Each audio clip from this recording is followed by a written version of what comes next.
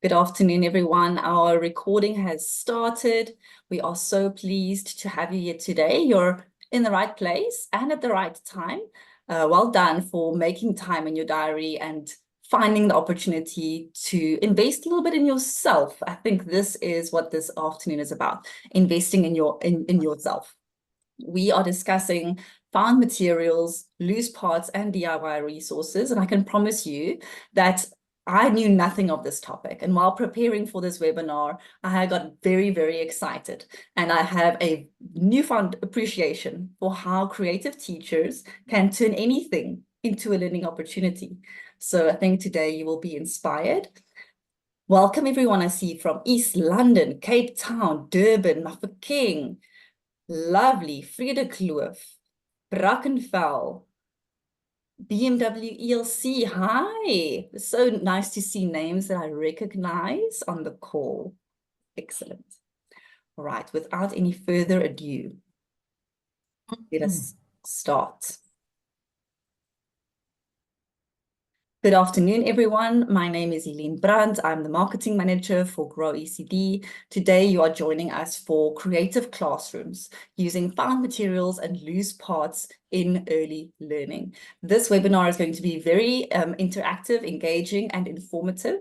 If you have any questions, comments, or contributions, please use the chat section. We'd love to hear your thoughts, and we'll look through the chat to see if there are any questions. Please also know that we are recording this meeting. It'll be available afterwards on our Facebook page and YouTube, because you know already that there are colleagues that you wish were joining this and they can't. So we can definitely share it. We'll have the following agenda. I'll introduce you to our guests. You'll learn more about Anya and Carol from Africa A+ Schools and Grow. Then we'll dive into understanding loose parts. And here Carol's going to really give us some wonderful insights. And we'll also look at an interesting topic, DIY classroom resources. Then we'll end off with some more information about how can Grow ECD help your preschool. All right. So for those of you who don't know Grow, I won't be long, but I will say Grow ECD has been working in the preschool sector for a decade this year. So we are very, very hands-on and working in early learning centers. And our vision is that we want to see 5-star quality early learning happening in every neighborhood. Because honestly, that is what our learners deserve. And it's also what the country needs if we want to make education a priority. So how do we help centers? We equip them and we connect them with tools, skills, resources that they need to provide quality education, while also thinking about how we improve business sustainability. If you've ever met anybody who works at Grow, you'll know we talk about having a heart for children and a head for business, which makes sustainable ECD centers possible. So today we're focusing, I think, mostly on supporting and developing the heart for children and the quality of education happening in our classrooms in very creative ways. So please stay tuned. Anya Morris is joining us from Africa A+ Schools. Anya, won't you tell us more about the work that you do? Yes, and good morning. Good afternoon, everyone. It might be good morning for some people. Yes, really lovely to be here. Myself and Carol are both from Africa A+ Schools. We work in a particular way. We're actually concerned, what does the teacher do with the children on Monday morning that enables them to deliver a quality early education? And the A in A+ stands for Arts Enriched. It doesn't stand whether you get an A on your exam or not. It's Arts Enriched. And you guys are already doing arts. You're doing storytelling, you're doing painting, you're doing drawing, you're doing drama. So it's not something new. We just take it and the way that we get teachers to work with it, it's so that education is joyful. And it's very much focused on future-based skills. So today you can go into Google Docs and you can find all the information that you want. But what you do need to do is you need to be able to think critically, like, is this fake news or not fake news? You need to be creative. What am I going to do? How am I going to do it? Problem solving. There are lots of problems. They never go away. So how to problem solve? and to actually have an entrepreneurial mindset and to work with others. And these are what we call future-based skills, because employers, this is what they're wanting in today's world. Indeed. The other thing that we do is that teachers see themselves as agents of change. You guys are the most important people in children. You give the children the foundation for their future life. And if it's a good, strong foundation with quality education, the chances of a child having success in school and later life is very high. So you guys are really, really important, and we like our teachers to be able to see that.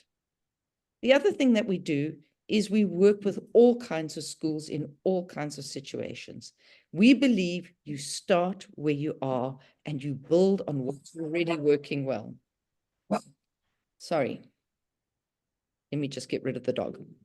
All right. And then the other thing is we have a whole school approach. Everybody's invited, from the principal to the cook, everybody. So everybody's included. And the other thing is sustainability. We really work 3 years with each school, and so that it's about changing behavior. You know, there's lots of training out there, but often when you go into schools, it's really hard to implement. So A+, we like to think that's where we work with the teachers, with the whole schools. When you get trained, how do you implement it so that it becomes quality education? And best of all, it's lots of fun. And we really work on everybody's creativity, because if you're not in touch and enjoying your creativity, it's unlikely that you will nurture the children's creativity. So there's lots of painting, drawing, movement, drama, and wonderful things like that. Oh, Anya, you've said all the words that I enjoy, especially because I think arts is also so close to my heart. From this conversation, you can really hear why Grow ECD and Africa A+ schools are collaborating to bring you this content, because we agree on some of the most important things, which is around sustainability, creativity in the classroom, and the fact that we need to make theory really practical to bring it to life. Thank you, Anya. That's lovely. Yes, go for it. It's that also the curriculum, everybody's working with the 0-4 national curriculum framework. And if you look at those early learning areas, 1 out of 6 is around creativity. So that's also for us a very strong indication that creativity is seen as important in education. And we make links with the curriculum. We work with it. Thanks. Thank you. So Carol, while you were chatting to me previously, we were speaking about materials, and I thought, I actually have no idea. What do you mean by materials? Tell us more about the very inspiring journey you've had in building your passion for this topic, and what the road has been like. Thanks, Helene. Thank you. I'm so happy to be here. Very exciting for me. It's one of my first webinars, so I'm also a little bit nervous, so excuse me for that. My journey, I've been in early childhood education for a very long time. I was 30 years as a teacher, and I went from South Africa and I moved to the US, where I spent a very long time in New York City, of all places. But it's here that I really learned about materials, because I was working in a specific school that also taught me about a particular approach to education called Reggio Emilia. And they, in themselves, are big proponents of working with materials that are already in the environment. So instead of spending money and going out and buying equipment, of course, we all need a certain amount of equipment, but it's just not, it's about also thinking about the materials that are already in our environment, already around us. So when I came back to South Africa, COVID hit, and Anya and I were very much getting together and discussing this about building some kind of material center here in Cape Town. And we were lucky enough to be supported in our first material center by Security Store, which offered us a little storage space where we could start hoarding and organizing all of the materials that we gathered. And as you can see in the slide, the materials are of all different types, from cardboard to wood bits. You can just see in the picture here. This is one of our early centers that we had in Muizenberg. We no longer have this particular center, but this was one of our centers in Muizenberg that we had for a few years. And so you can see how we organize things here. And so actually what's happened is that through this excitement in Cape Town, we and our work in the Eastern Cape, we expanded out to material centers actually in Humansdorp and Malangeni, where we were working, to have a mini center in Malangeni where we store a lot of materials to carry on the work that we do in the Eastern Cape as well as in Malangeni. And then we had a big center in Humansdorp as well.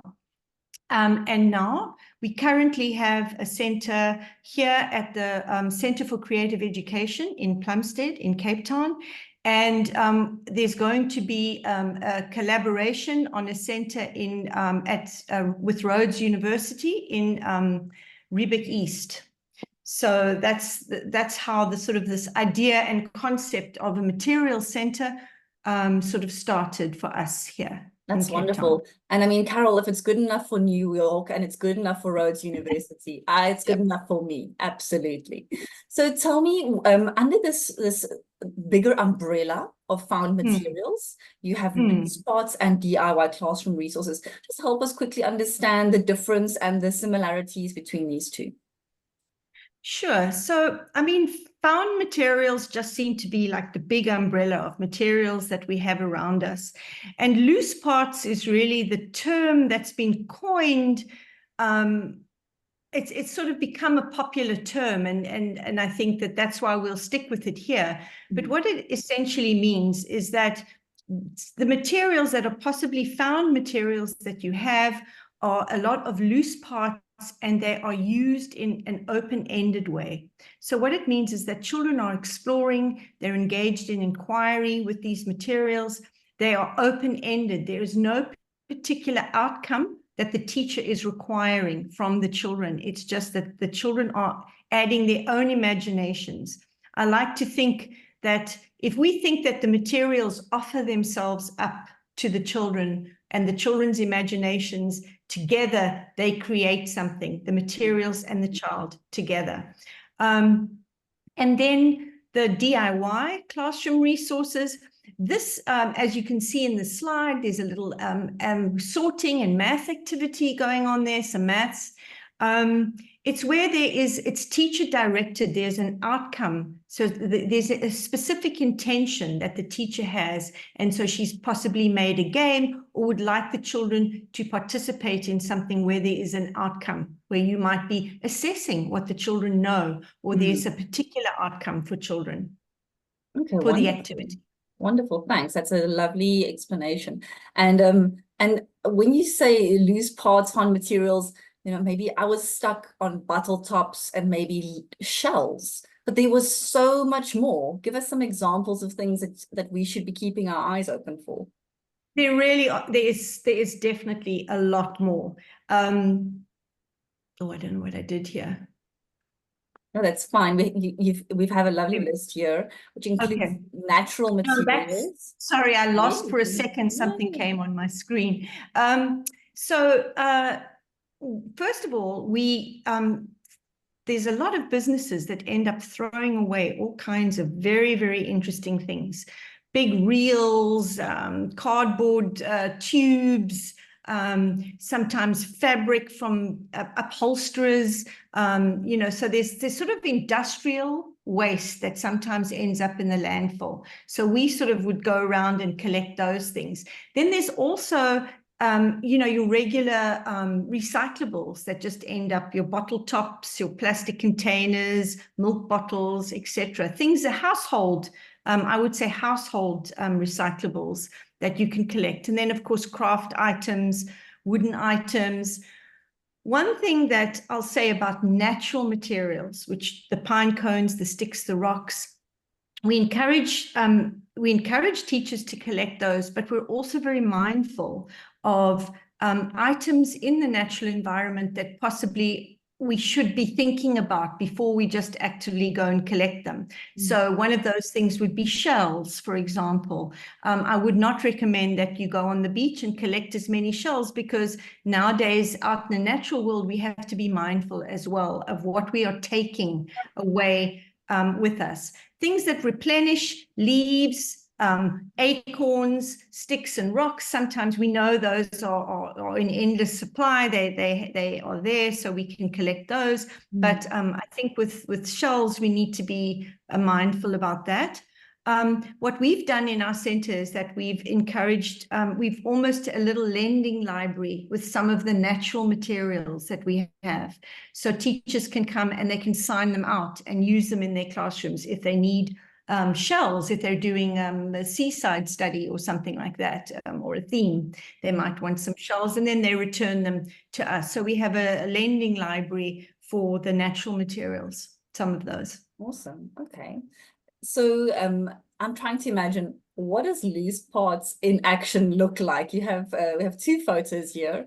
Help us understand what we're looking for and how we can start practically incorporating this into our classrooms, you know, at whatever level we are at. Like Anya was saying, let's start with where we're at. So how do we go about doing this? Well, I'm going to just start first with the picture on the left, because I was thinking about how we've all probably experienced, either with our own children or in the school, where children love to make forts. If they have a cloth, and they even pull furniture together and they put a cloth over it, and in it is a house, or they will pull the materials around them that they can to build and make things. And here on the left, you see there's some tires and crates, and it looks like the children have dragged some cushions, and they themselves have created this, it looks like some kind of train or something. It looks like there's a driver, and all the other children are collaborating. So I think what we find with this kind of open-ended play, there's so much learning going on, because the children are collaborating together. They're problem solving. What happens if I put this here? They're figuring things out. They're working creatively. So they're really like using their imaginations. So there's just so much going on here in that particular slide. If we were really looking closely, you could think of a whole lot of things that children are learning just in that little picture. And also, when you're using some of those found materials, and outside, I just want to say, one always has to be careful, and there should be an adult out there watching, because sometimes children can get very brave and start stacking things and maybe climb on top, and it might not be, they indulge in risky behavior, which is, it's part of growing up. But as an adult, we just have to be careful and make sure that when they're playing, they are safe. So I just wanted to put that out there. And in this next slide here, you're seeing children explore some odd bits of plastic materials, a few cardboard little containers, and some plastic bottle tops now, and some wood bits. Now, this particular little group are, I think, responding to a story, because often with children that are not used to this kind of play, or they haven't spent a lot of time where they are able to use things freely, like the materials, we often add a little sort of spark to set the imagination off. And you'll hear this word a few times. We say provocation, like we might start a little provocation. And in this case, it might have been a story. I often use a story with children, and then give them the materials to either reenact the story themselves using the materials, or build something that the story has helped them imagine. Sometimes it's a movement activity. For example, the children were on the farm, and then you might lead them in a little kind of discussion about where the animals live, and could they create some little barns or living spaces for all the animals on their farm. So you've given them a little bit of a direction. So I would say you're not telling them what to build or how to build, but you have given them a little bit of a spark, a provocation, a little something to kind of get the imagination or those juices flowing so that they can start to play and collaborate together. Yes, absolutely. So I hope everyone is making notes, because Carol is sharing some great tips already around, for example, safety, adult supervision, prompts and provocations, connecting it with your story. I think in the next slide, we actually have a couple of great tips. Carol, the first tip that I was hoping you to talk to us about is which type of school should be using loose parts, or is this for everyone? Oh, I have to say, I am such a big proponent of it. And I had loose parts in my classroom from the very beginning. I just want to say that I involved all my children and my families in my own collection. And so children would bring their materials that they collected from home. And they were so proud. They would come with their little bag of what, if it was bottle tops or interesting things that they had collected, cotton reels. And we would actually take time in our morning ring to sort those materials. So what was happening there? In that little sorting, there was language development. There was mathematics taking place in the sorting. So any little activity where you've got the children involved, you've got their families involved, and they are so excited to bring something. And when it's their day, to sort their materials with the whole class, all joining in to see where things belong, where can we put these? So you know, it is something that I think all schools can be involved in. I think that there's a few things that we really need to be mindful of. The most important thing is safety of the materials. So materials need to be clean. So I would always ask parents, if I sent a note home or if I was collecting something, if they could please send them to school washed and cleaned and dried, so that all the bottle tops and things that we got were already clean. I would try and encourage that. Because, you know, it's their children and we want to, you know, be safe and healthy in our environment. So we definitely, that's a big, I would say one of the big main features is for them to be safe and clean. And the other thing is that the materials have to be sorted and organized and kept tidy after they've been used. And this becomes a little ritual. And I think that involving your children in the cleanup and the organizing and the sorting, it doesn't happen overnight. You have to prepare children for it, teach children how to do it, but you always will end a little early so that everybody can begin to clean up and learn from that cleanup experience. And it doesn't have to be just the teacher cleaning the mess, which I think, you know, a lot of the time we can feel overwhelmed as teachers. You know, we've got to transition to another activity and then there's the mess. It's really good to stop a few minutes early so you can get everybody on board in the cleanup, which of course is a learning process in itself. Mm-hmm. So there's that. And then there's the storage, of course, keeping them organized, labeled. Yeah, I think I've said That's most wonderful. of the things. Yeah. So Carol, we have a great question on the chat. Someone is saying that their classrooms are quite big. They have possibly 34 learners in a classroom, and they're wondering, could they and how would they apply this in a bigger classroom? Do you make groups, or I'm not sure. What do you do? So, I mean, that's such a great question, because I know a lot of the schools have a lot of learners in the classroom, and it is a big group, you know, to work with. So what I would do in a big class is, first of all, I would start small. You know, we don't want to be overwhelmed with materials, and there is that thing of like, how do you manage it? So it's like the kids aren't pulling things out willy-nilly, and it's very hard to manage. So I would start with something like a few small items, and I would introduce it in a ring, and I would show children where the materials belong and how we can use them. And then I would make a small group probably first.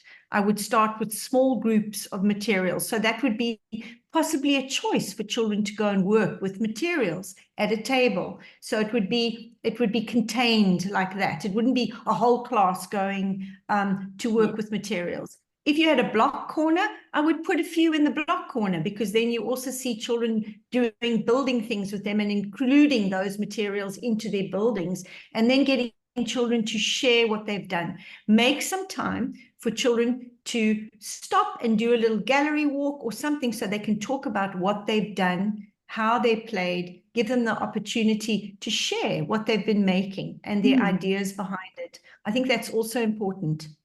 That's lovely. And I think that really segues as well into some of the provocation ideas you have for us here today. Tell us what we can learn from these. So on the left here, you can see a lot of materials. That would be what I would call a provocation that we've set up there. So there's lots of different, you can see the heights and the materials, the woods, there's some cylinders there.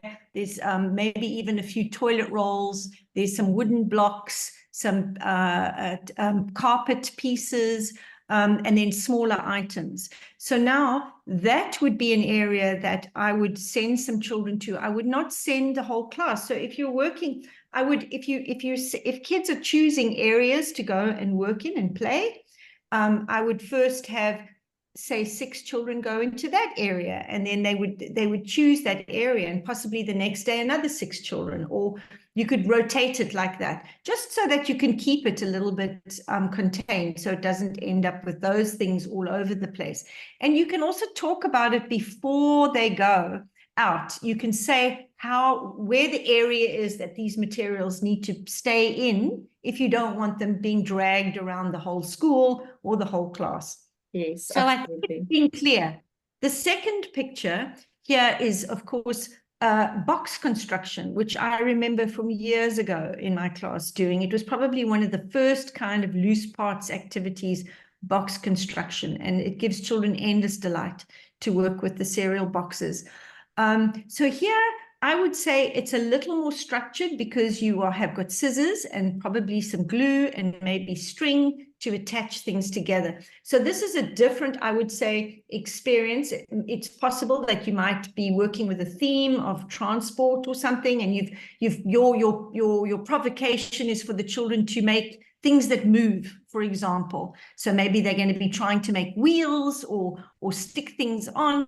So what I would do first is I would let them experience it freely, but you need a teacher there.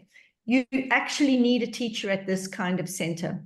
And that's because children, it's easy to get frustrated when you're working creatively with a sort of a project, right? So at first I would let the children experience it, and then I would see if they were trying to attach a wheel. I might then introduce the idea of, like, how can you attach a cylinder to the box? What is a good way? How do we do that? And then teach them the skill of cutting the toilet roll and attaching it on, and how they can make those attachments. But I wouldn't do it right away. I would let them explore first, because there you're going to have your problem solving. You never know. A child might discover that for themselves, and we wouldn't want to take that away from them. Absolutely. Anya, did you want to add anything at this point? Yes, I just wanted to say one of the tips that I learned from a school is they had just little pieces of material.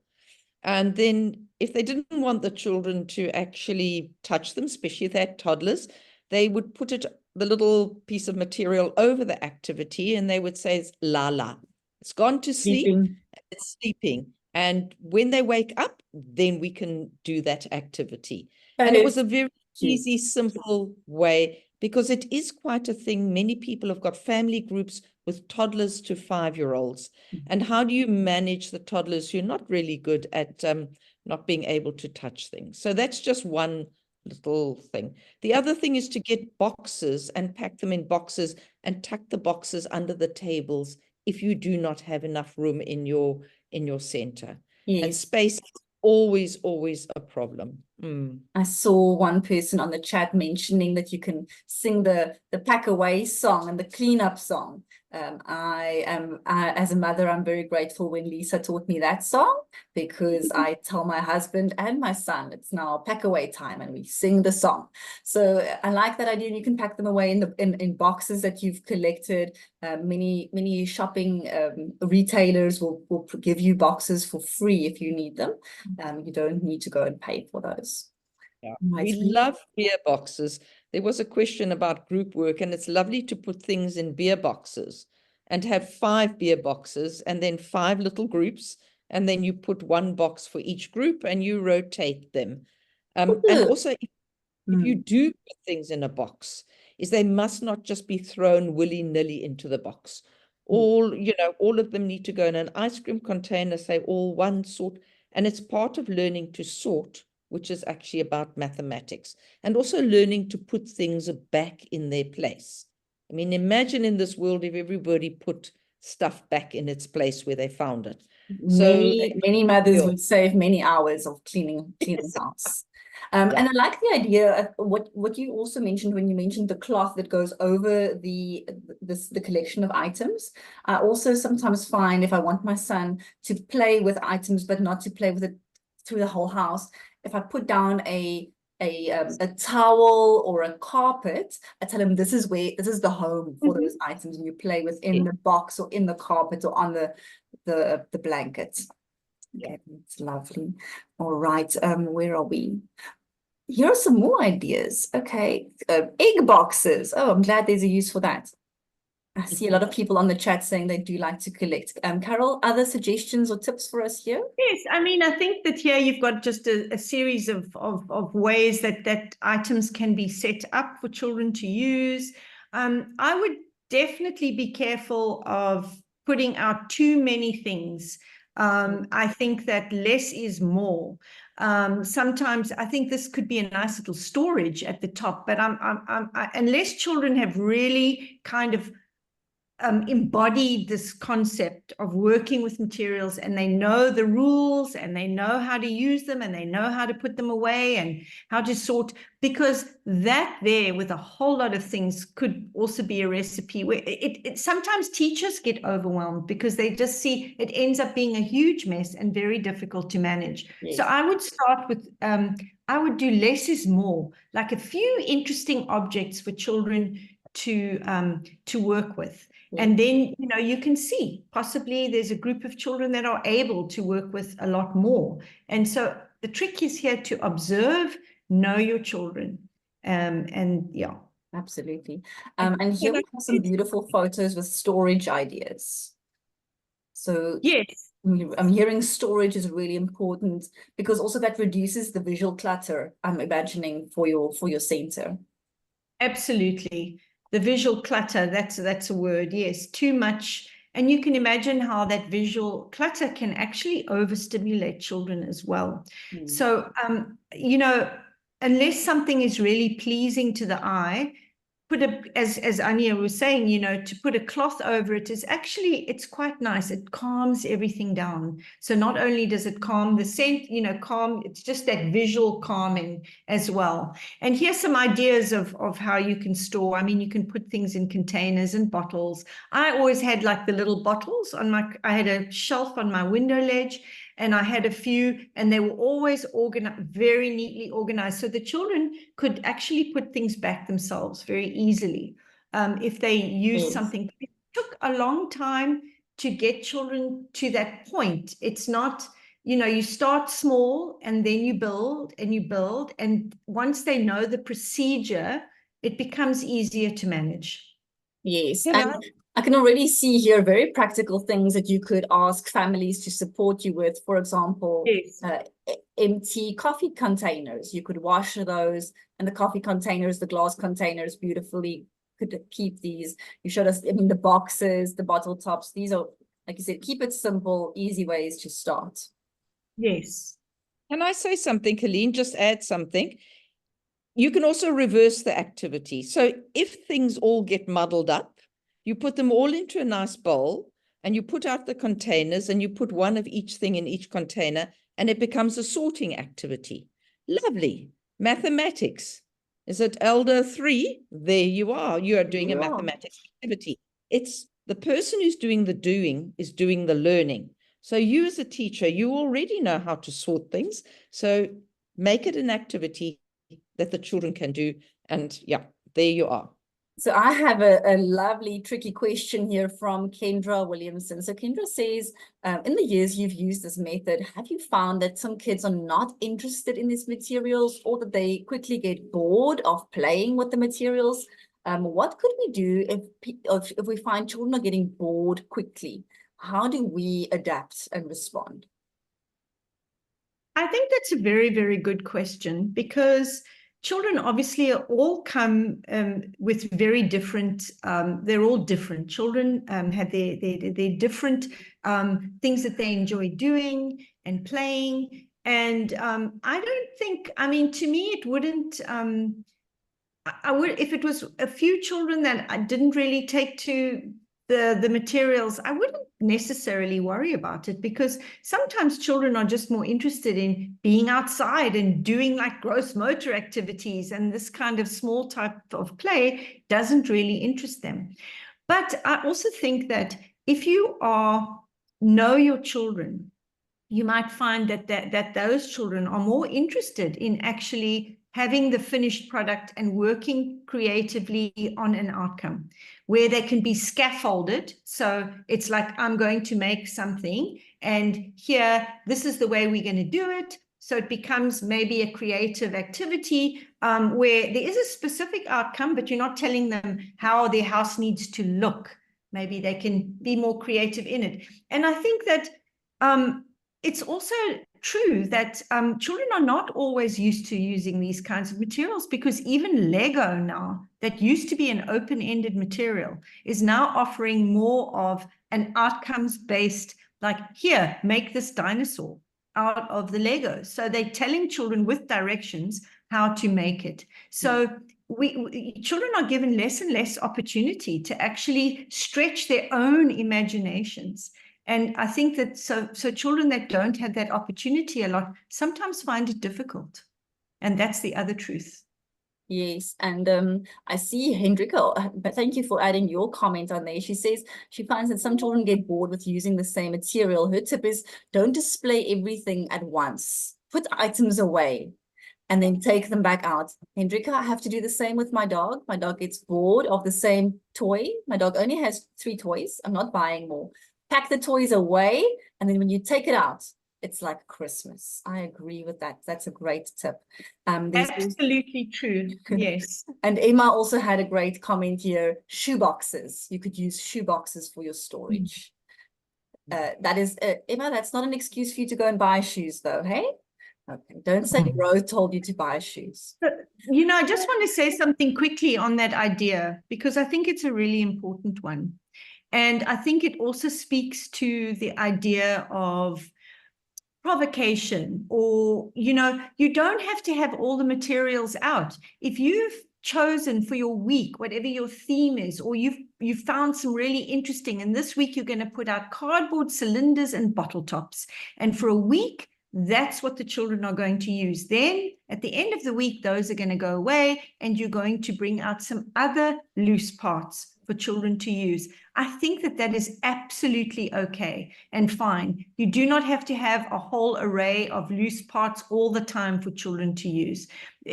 Part of it is using our own critical thinking to think about how we can best serve our children, because all our classrooms are going to be a little different. But I do think that that's a very important point. That's why I always say less is more. You can put out a few at a table for the week and then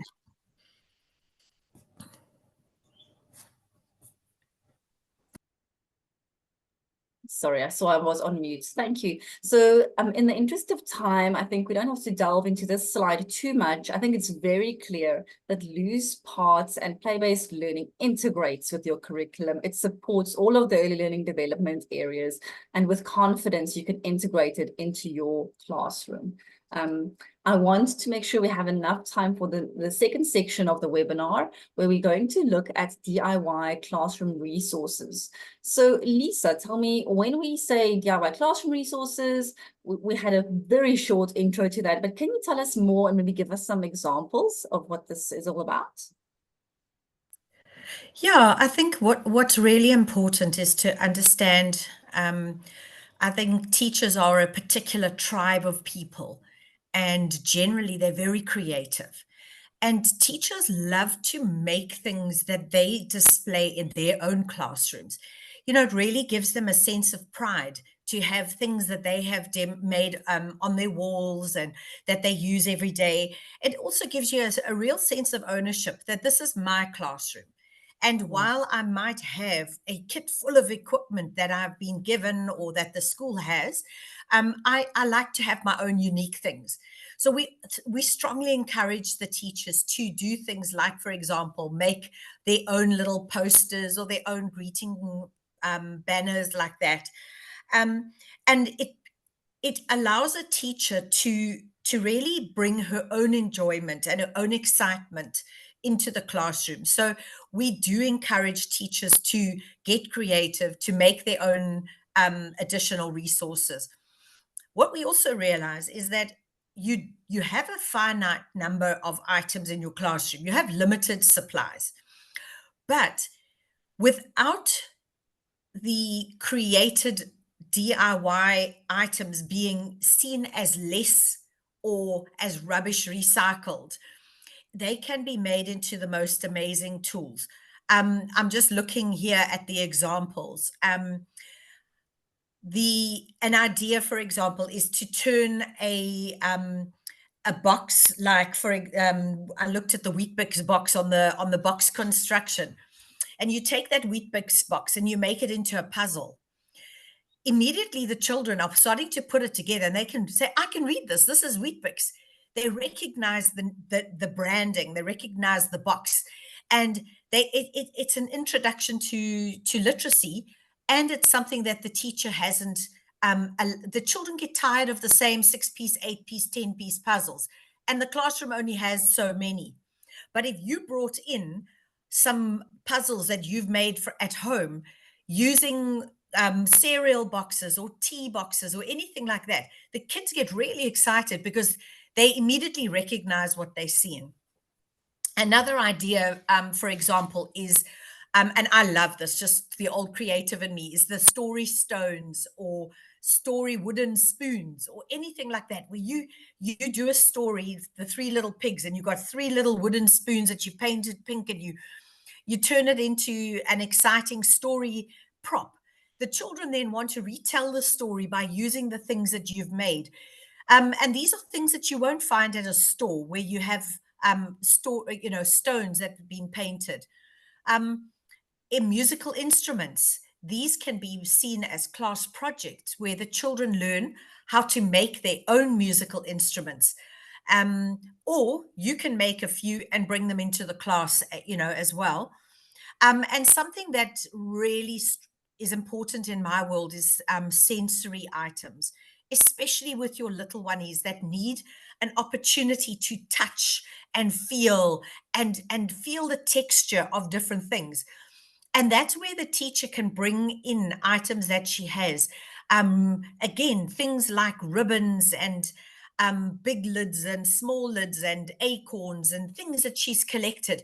And the children get a chance to really hold, touch, smell, even taste the various things. And it's a really, really important aspect in their sensory development. And then, of course, you've got children of different languages. And perhaps you have a child from Zimbabwe and they are Shona speaking, and you've got English and Afrikaans, maybe isiXhosa posters. And you can even relabel by putting onto those posters, by extending them, by adding language of the children in your care. So yeah, I think those are some of the thoughts on DIY classroom resources. Thanks, Lisa. I really love those. And I think also that as children see them, it inspires them to want to try something for themselves and create their own as well. I know Yeah. that my teachers inspired me incredibly with their creativity. I wanted to be just like my teachers, and I wanted to go home and draw and paint and cut and put things together and make my own poster. So I think Yeah. you're absolutely wonderful. For those of you who feel like you wish you could just download Lisa's brain and get some of those ideas, we have a good solution for you. We've prepared a few free downloads for you that you can access around making your own resources. So for example, this one is called the Color and Counting Match Game. Lisa, how does this one work? Yeah, so this can be done in a few different ways. So children can make it themselves, especially if they're the 4 to 5s or the 5-year-olds. The first picture at the top is a paper plate with colors that the children can tear and stick. And if you divide the little paper plate into the colors as it is in the one below, the children then learn to stick into that color triangle. We've then provided them with pegs. And again, it's the fine motor pincer movement of pegging and matching the red to the red. So you can see that it's not only a counting game, it's a color matching game, and it's a fine motor game. So children can make this and take it home and share it with their families, or you can make it yourself and put that out as an activity for the children. These are all available on the app, and you'll find those, in the resources section. Yes. Here is another one, which is a music shaker. I think these are such lovely ideas, and it'll inspire children to also try something at home. Lisa was mentioning the downloads. Maybe you want to take a screenshot of this page just to remind yourself. If you are looking for free downloadable resources for yourself and your teachers, for center owners on the Giraffe app and for teachers on the Meerkat app, you can go into the resources section, and there you will find lots of amazing free downloads that you can use at your center. Yeah. Lisa, any final thoughts that you wanted to share on DIY resources? I think that the thing that I've realized over the years is how you treat an item is how the child will treat the item. So if you look after and you sort and you pack away carefully the things that you've made, the children will see that you respect that item, and they will last longer. And as soon as you see things are looking scruffy or broken or torn or whatever, get rid of it, start again, because these are things that you can add to your classroom every time, and by making something new. But we like to have beautiful toys that we've bought, or things like that, but actually sticks, stones, acorns, pine cones, all kinds of things like that can be used so effectively. But so long as you show the due respect that this is not a throwaway, that you've only got stones to play with, and other children have got expensive toys. But if you treat them in that respectful way and you store them nicely in a container with a little lid and a label, it looks like a real toy. Yes, absolutely. I agree. And Carol, any final thoughts from you before we go into the last section?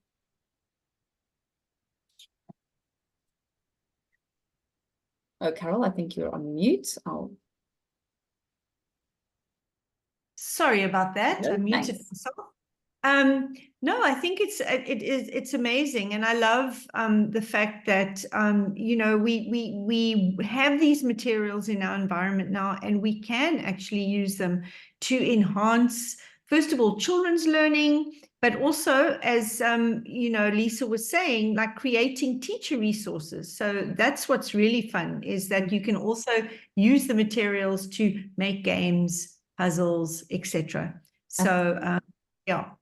And not adding to the landfill always, I mean, that's the other thing. These things are there already. So I think also in context, we don't have to always spend money, although it's obviously great to have beautiful materials in your classroom, or toys, or new things.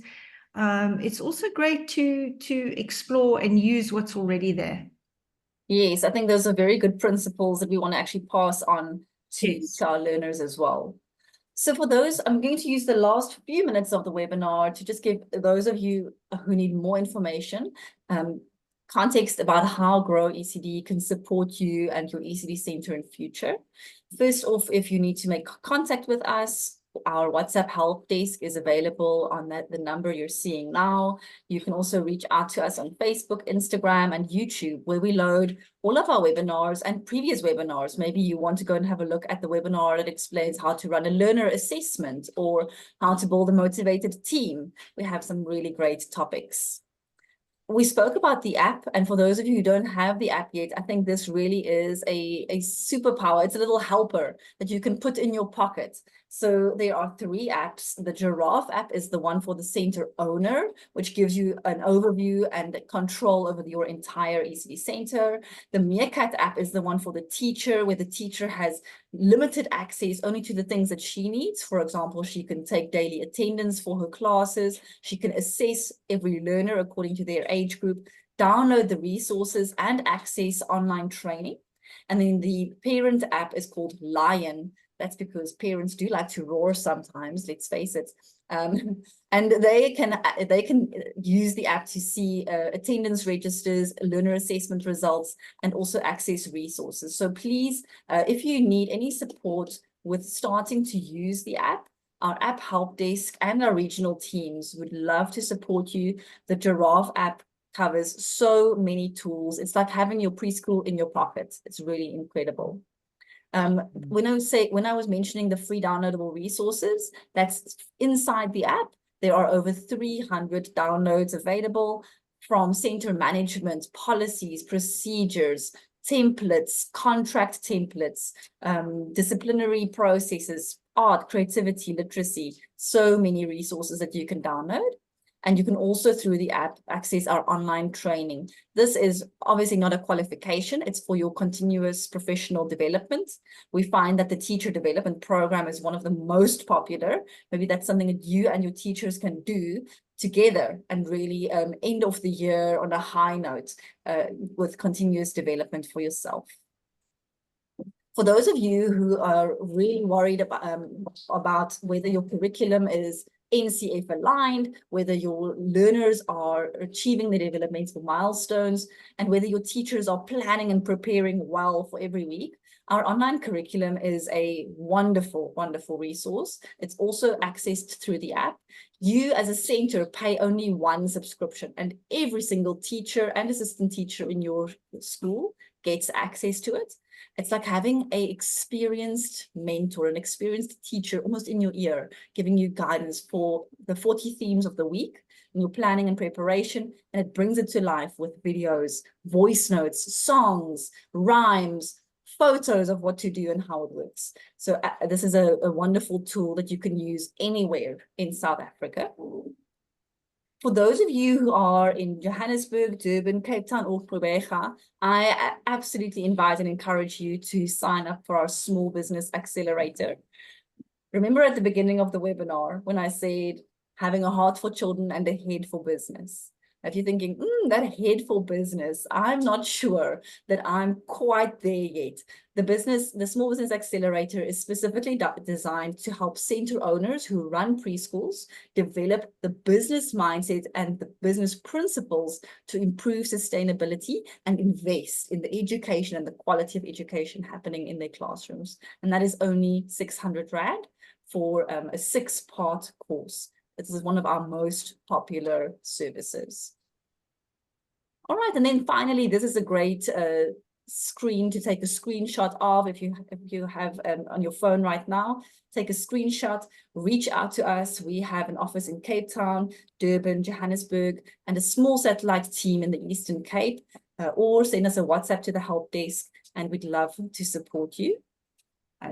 And with that, I think we have come to the end of a very productive lunch break.